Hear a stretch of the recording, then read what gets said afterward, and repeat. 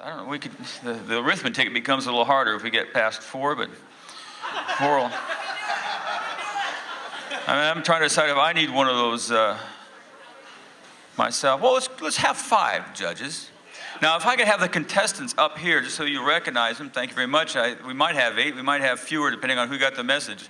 Last year, we forgot to get the message out.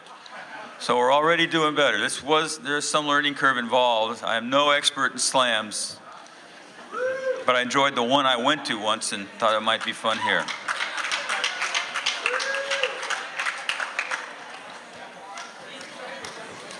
Have we got 8? We got 1, 2, 3, 4, 5, 6. We can sit in this hole. Where's the other 2? But you're not going to stay in the hole. You're not going to stay there, folks. I just want you to have a good look at these people. And we have 6 of us anyway. Anybody else coming who's made the cut? All right. Doreen's coming? Okay. Well, like imminently? Well, I don't think we need an 8th. I'll tell you how we do this. Now, we need to find somebody who's disinterested. Now, disinterested doesn't mean you're not interested. It means you have no investment in the outcome of something. So we need some disinterested judges. Those would be people who have no investment in the success of any of these people here behind you. Now, yeah, Ardrina, are you supposed to be up here? Oh, yeah, well, you could be a judge then. We are going to go with 6, it looks like, tonight, and that's fine, but we'll go with 5 judges anyway. So if you don't know, and you're willing to evaluate, it's not anonymous, of course, but it's, if you're willing to give a go at evaluating the poetry. The poems have to be under a minute. There's a penalty for every 10 seconds of a point, every 10 seconds afterwards. 3 minutes? 3 minutes. Oh, that's the other thing, had to be a minute. This is under 3 minutes. 3 minutes. Yeah. These have to be under 3 minutes then. I'll keep the time, and there's a clock here so you can keep track. And the time starts the moment you utter your first word, and then the time starts. So that includes any introduction or anything else you'd say. And there's a clock here so you can keep track of how much time you have. At 3 minutes and 10 seconds, I'll let you know what the time is. There won't be a problem. And I guess the next thing we'll do is I'll choose 5 volunteers, and I'll give you for a judge, I'll give you each a pen. You'll judge the poem on style, content, and delivery. And we don't have a theme here. You know, we're likely to get some serious poems and some rhymed couplets and some all kinds of stuff. So it's quite a eclectic collection of things. And then we'll add up the scores for each. And we could average them, divide them by 5, but that would take more time than simply adding them up. So that's what we're going to do. And in order to practice, Philip Randall Patton has invited to do what we call a sacrificial poem for us, to let the judges try it and just kind of dial their scoring in relative one to another's. So, but beyond that, you won't show anybody your score until you hold it up that very moment when we say, judges, your score, please. So first thing is I got to find the judges, and you guys now can take a seat for now. Thank you. And when you guys come up, you'll, well, in fact, if you would, please, hey, Rob, would you get everybody's name on there for me so I don't make any mistakes, and I'll invite you up. And the order will be chosen randomly. We're just going to get all the contestants' names on there, please. Okay, this is easy. Just raise your hand if you're willing to be a judge and you meet the criteria. All right, you cowards. We need, there they go, now we're talking. We need 5 hands. I only see 3 so far, and this can't happen unless we get, all right, I got 1 up there. That's, in fact, no, you can't do that, Rob. Okay, Doug Rhodes is going to add them. Raise your hand. I think Doreen was 1. Yes? In the orange, somebody else up here. Thank you. Yeah, Doreen's going to do 1. I saw a hand up there in the middle. Raise your hand high, please, if you're willing to be a judge. Oh, we need the markers, somebody's saying to me. Jay, the markers. Go to the judges. Oh, we got 1 in the top? Oh, baby. Okay. Can you meet us halfway? and get.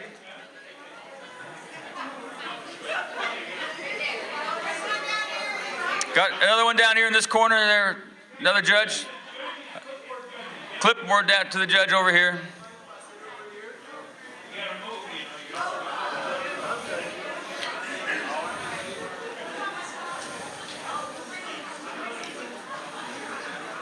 Okay, I guess, to simplify this, of course, we'll ask the judges to move into the first couple of rows. That would be best for us, would you? That way I can read them in a hurry. It's harder than you think to say that. Hey, Emmy, how are you?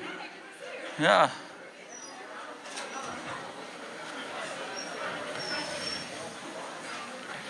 Okay, we're actually on time.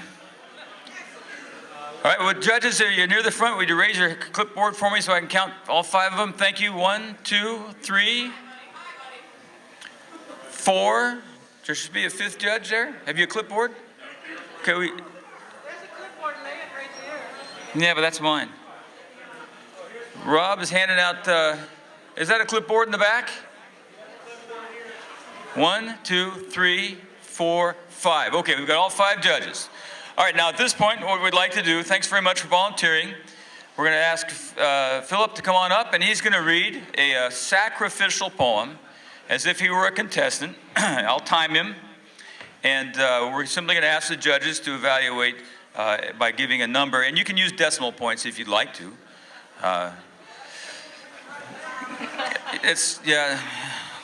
I know we're up to that challenge. So, Philip, thank you for volunteering to offer us a poem. Here's your timer. I'm going to get my clock started, my stopwatch. That sounds good. And you said I had a minute, but I actually have 3 minutes, so I have extra time. I'm glad we straightened that out before we started. Yeah. Okay. 0 to 10, you can use that's not the one I want. That's the one. There. Okay, judges, got your pencils? Got your pens? All right. Time starts when Philip says the first words. And we'll need a little quiet for this. Thanks so much.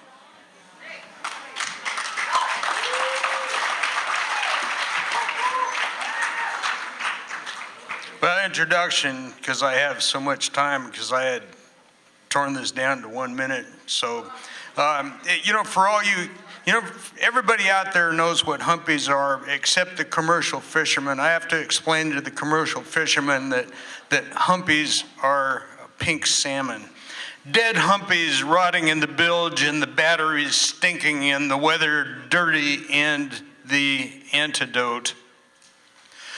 I usually don't get seasick, just luck of the draw, but that time running south out of Chatham Straits in dirty weather, and the skipper had me filling batteries in the sweltering engine room, and the smells of battery acid and leaking diesel fumes and hot oil, and of the 2 dead humpies we later watched out of the bilge under the engine, I was getting a bit lightheaded. But then it was time to sack out up there with my head next to the knee in my forecastle bunk and the bow slamming up and down an easy 10 feet, and I had started out queasy. But we all know how to deal with these things. Just thinking about my then girlfriend, lecherous male lizard brain even gets a hint of procreation, even from cerebral cortex fantasies, and it yells to that queasy stomach, priority, priority, go back to sleep. But you all, being Fisher's persons, knows how that is. Amorous thoughts coils queasiness. Thank you.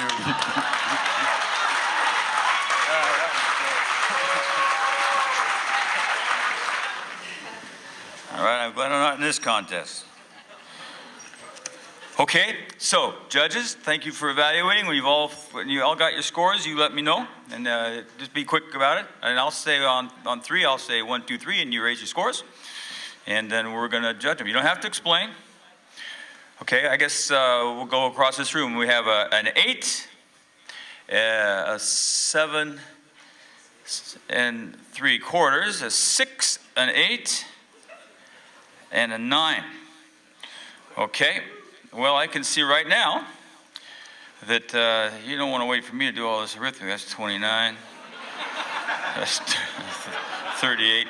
That's 38.75, and I'm going to ask somebody else with a calculator to do that a little faster for me as I read those out. Okay, so that's a 38 and a 7.75. Okay, and that took, by the way, a minute and 54 seconds. We'll reset that, and then we're going to choose our contestants by simply asking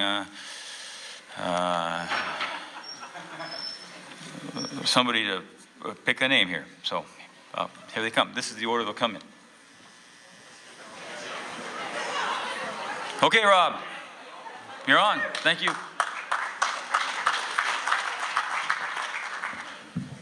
Does that applause count?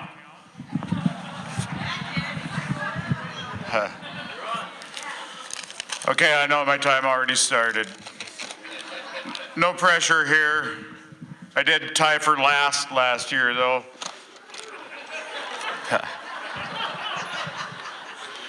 Okay, the name of my poem is Whiskey Tango Foxtrot.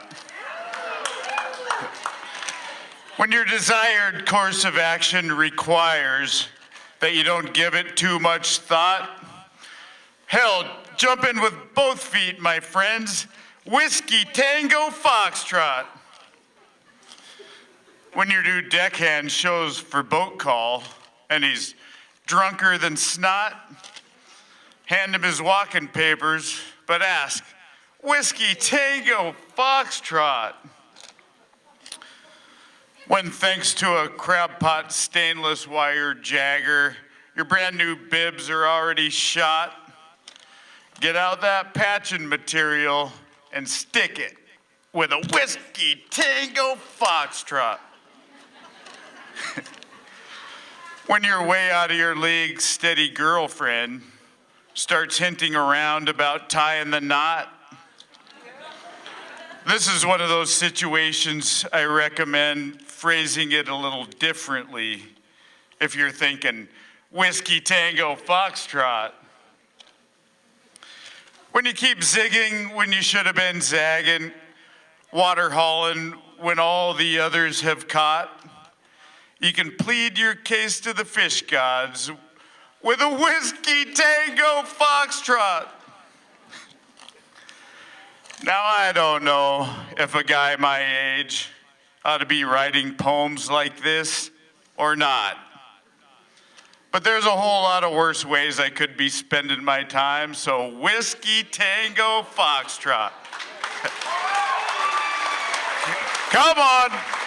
I want second to last at least. Thank you.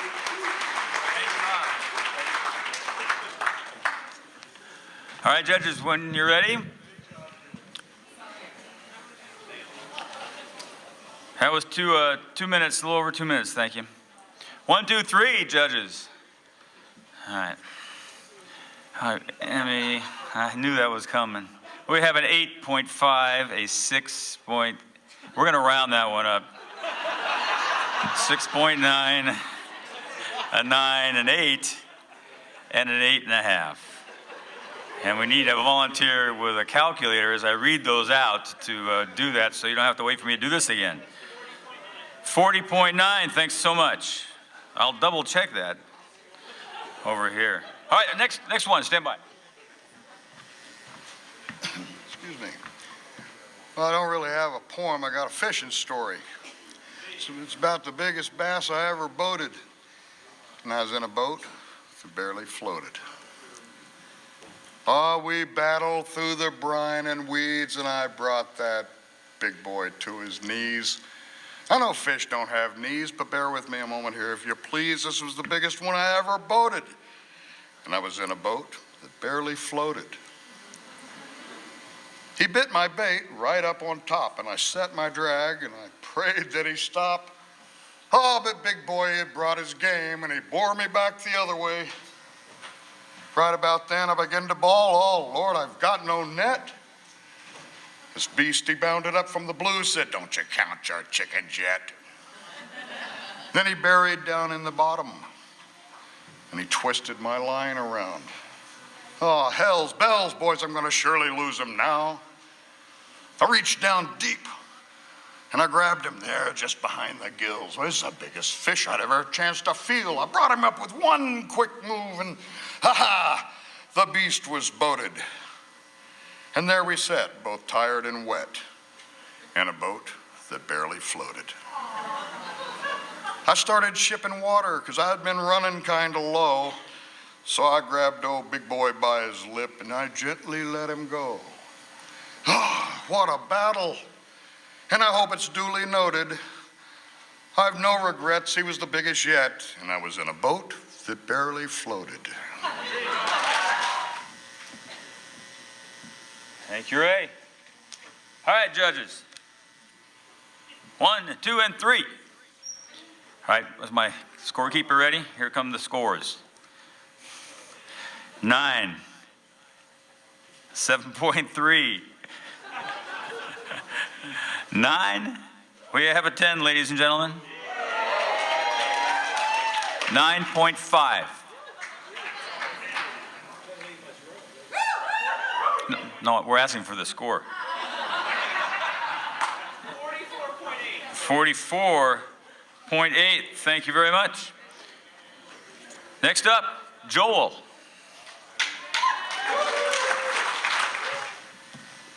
This is a piece about extreme sleep deprivation. It's called Days of Delirium. Sun-soaked delirium, pendulum swinging to the rhythm of the heartbeat in my head. Dead reckoning, gone reckless, swinging in the rigging, hanging by a thread from a low cloud ceiling, feeling like an untethered helium balloon. When I look down, I begin to feel nauseous. I see myself still perched in the surf, standing in the cockpit, a tiny orange ant from my cloud perch vantage, and I can't help but wonder, the hell are they laughing about? Half-cocked, full-crazed, shit-eating Mad Hatter, blood-splattered grin plastered across my face. I'm spread thin, like not enough butter and too much toast. Like, I'm pretty sure I have my shit together better than this most of the time. But these days are dazed, and if I stop moving, I feel I might cease to exist. So I get by the only way I know how.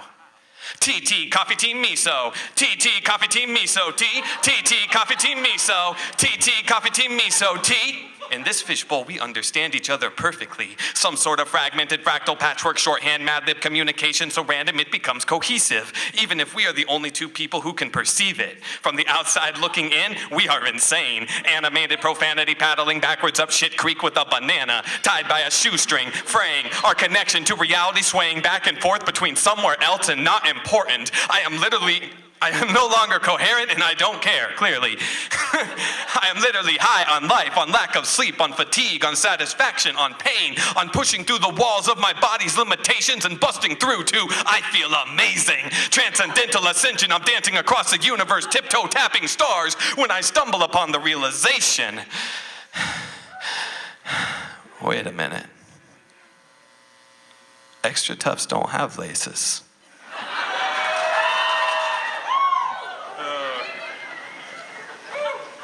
Once upon a time, Joel was reluctant to read. He may still be, but man, Joel. Thank you, judges. Are you ready? Okay, 1, 2, 3, up. Oh, that's easy. All right, we got a 10 and a 10.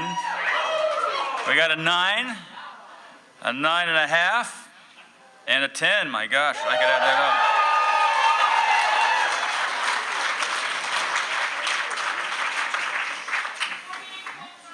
48.5. All right. Scott, have at her. Good luck.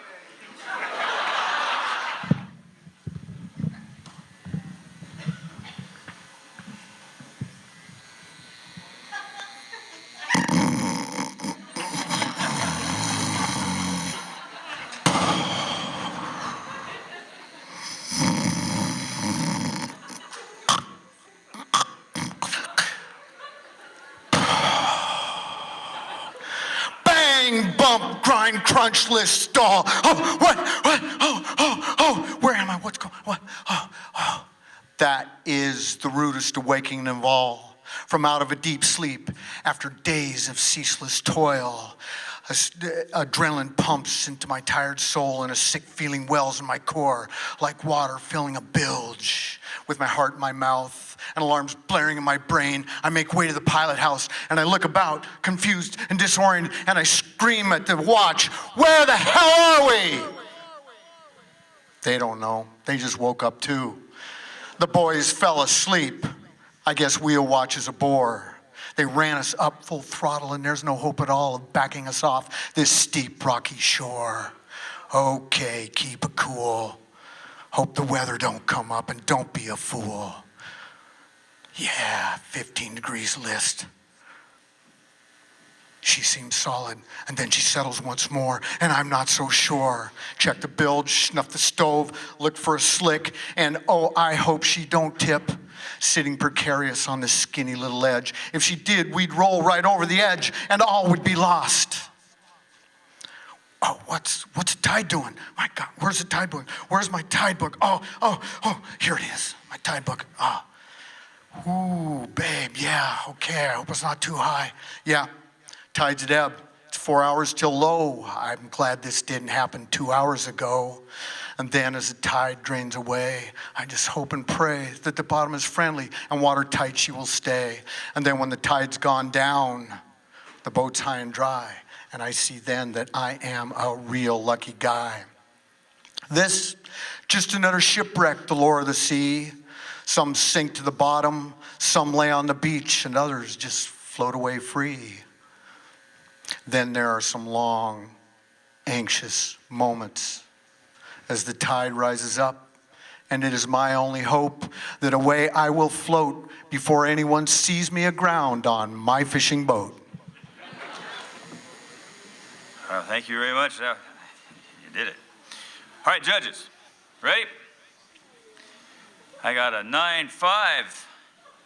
I've got a 8-1.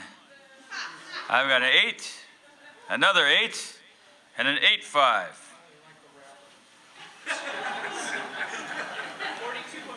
42-1. Thanks, Scott.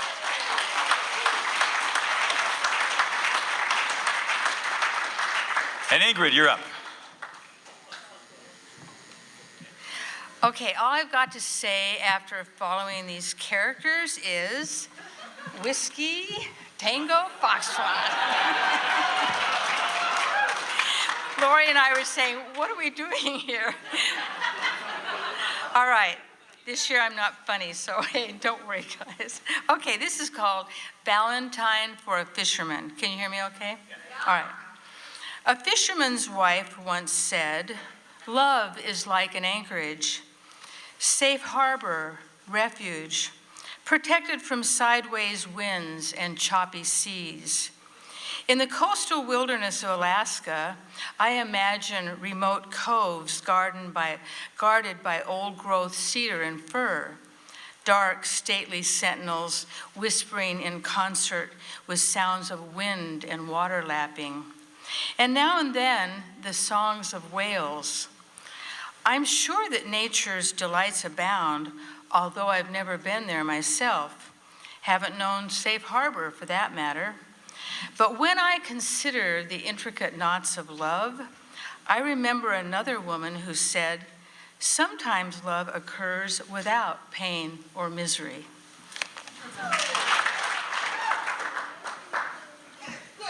Thank you, Ingrid. All right, judges, ready? 1, 2, and 3. We've got an 8, and a 7.8. If I remember my significant digit training, 9.5 and a 7.5. Yeah. 40.8. Thanks so much.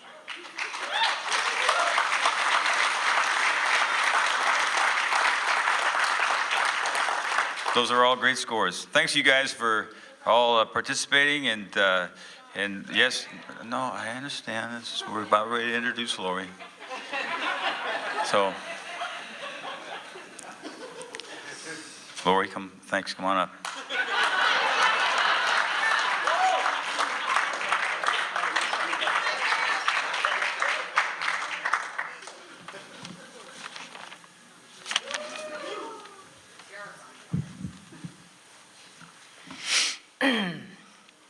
Alaska. When I went up to Alaska to catch some fish, I signed on with an old sourdough to fulfill my wish. I had so much fun, I didn't want to come back. A younger fisherman captured my heart, and we took another tack. A remote cabin in Alaska is where we then called home. I loved it so much, I couldn't leave, no more would I roam. But while all alone, a fire crept in and took everything I owned. A week later, my lover came back and saved my weary bones. So I cheated death in Alaska, but my love life died. I then moved into Juneau Town, got a desk job to survive. To go fishing in the spring, I quit that job and wound up buying the boat, living on board, another job with the state. I was so happy I did gloat. By the next spring in Alaska, I had a cushy job and a cat. Week on, week off. Now I ask you, what could be better than that? 12 hours a day for 7 straight days. Week on, week off was great. Catching kings and cohos. Each night I had fish on my plate. Winter is up in Alaska, so dark and so cold. To become a snowbird, my job I quit, my boat I sold. I went to Mexico for one winter and Hawaii the next fall. This lifestyle was working for me. I was having a ball. One spring, I returned to Alaska to crew on another's boat. This sea miner sure looked good to me. Captain Smitty was no old goat. But a Hawaiian beau wrote inviting me to sail way down to the South Seas. I said, Smitty, take me to the beach. I'm sailing away. I'll take my pay now, please. When I got back to Seattle, Smitty was waiting for me. I was ready to stay with him. We were happy as can be. We fished the southeast coast and on the Fairweather grounds. We made a real good team. My soulmate I finally found. After 2 years fishing Alaska, Smitty showed me his sailboat plans. 3 winters' work with the help of a friend. The boat turned out to be grand. We fished the Akvavit in '85, then set our sails to go cruise down to Mexico in warmer seas. We just couldn't lose. For 8 years we bobbed around, swimming in the South Seas, in tropical islands with friendly natives. We lived a life of ease. But being hot all the time, eating coconuts and fish, the islands started looking the same. We decided to sail back, headed due north. We were looking for a brand new game. So we got Harley Davidsons and sold that boat, riding all around the States with a cat in the yard and garden out back, good produce on our plates. We moved to Long Beach. Smitty had a shop. I was making books to sell. Life on land was good for us. Not much more to tell. Then came a kid in a pickup truck, and into Smitty he crashed. In a split second he changed our lives. Nothing would ever be the same. So I became a caregiver, helping Smitty to heal. For 7 long years, we struggled along. This was such a raw deal. When he got real bad, I couldn't help anymore. I had to put him in a home. The best man I ever did love died, left me all alone. Now, I'd like to go back to Alaska and relive the good old days, but I'm getting old, so I ask you, is it too late to change my ways? At least I can still come to Fisher Poets, to be part of it each year. I love to see all my fisher friends, all their good poems and stories to hear.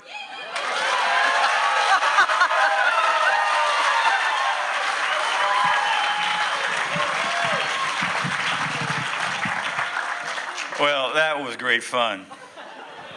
Oh, I got to take the scores.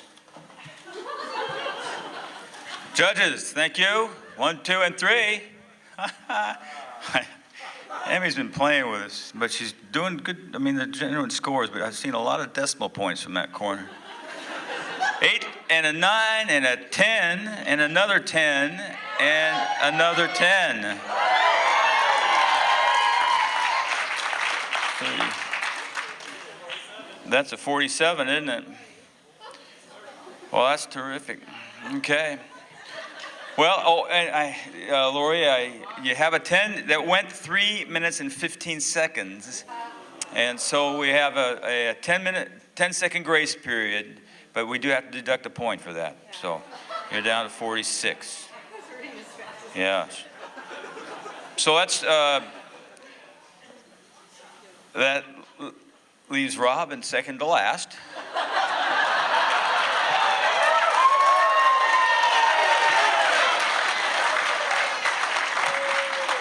With 40.9, if I got this correctly. Ingrid gave us a great show. It came in at 40.8, just behind Rob. Scott, thank you very much, at 42.1. Ray at 44.8. And then Lori in second place. at 46 points. And, oh shit. But did you get it? Where were you when we were putting people up here? I was out there in the lobby. All right. I don't see any reason we couldn't put him in the hat at this point, do you? No. He was on the list. It's just that, he was number 7. Come on up, Jay. Now you know where you stand.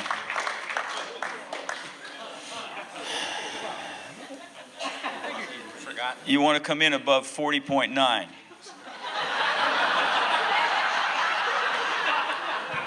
Okay, it's a challenge. Oh, I said a word. Sorry about that. He's not back in his seat yet.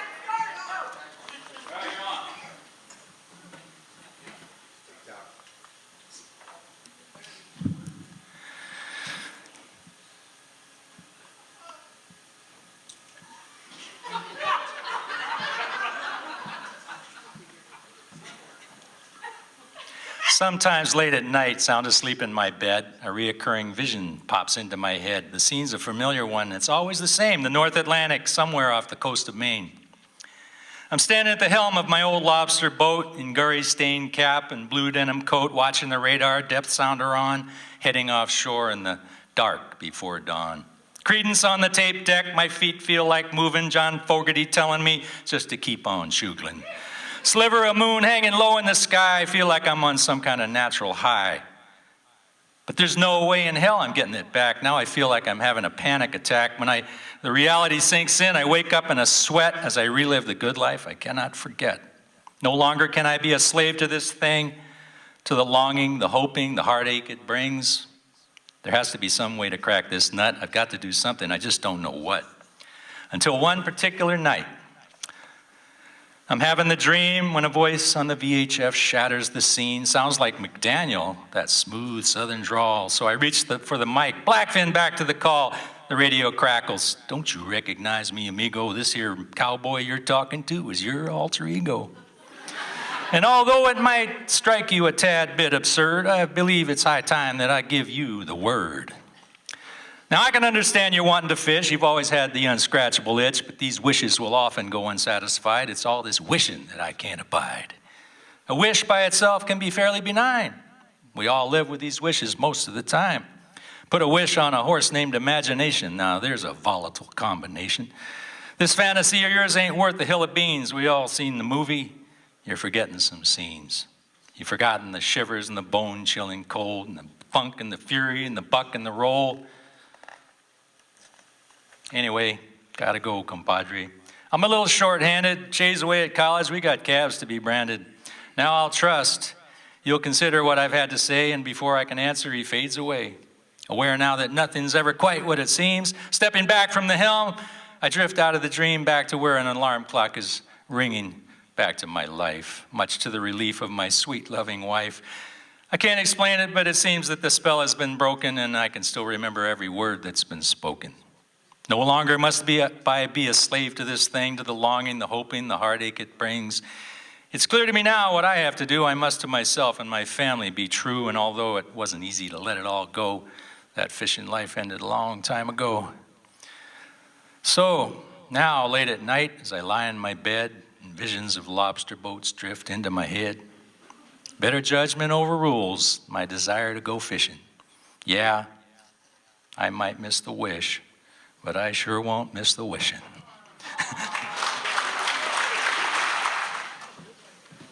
Yeah, thank you, Jay. I'm sorry I overlooked you there. Okay, judges, one last chance to shine.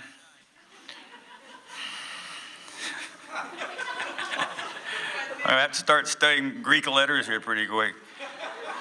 We got a 9.5. We got a 9er. Another 9. We have a 10. And Emmy, one more time, please. 8.66. Yeah, that's called 8.7 where we come from. That was an easy one. You want to hear them again? 9.5, 9, 9, 10, and 8.7, please. Now we rounded stuff to the 10th decimal.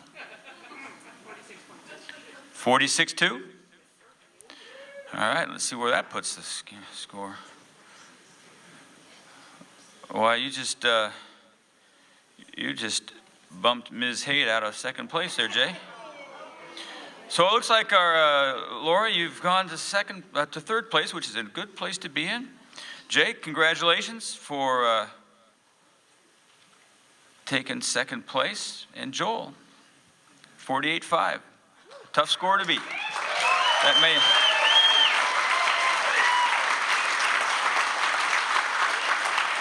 Congratulations.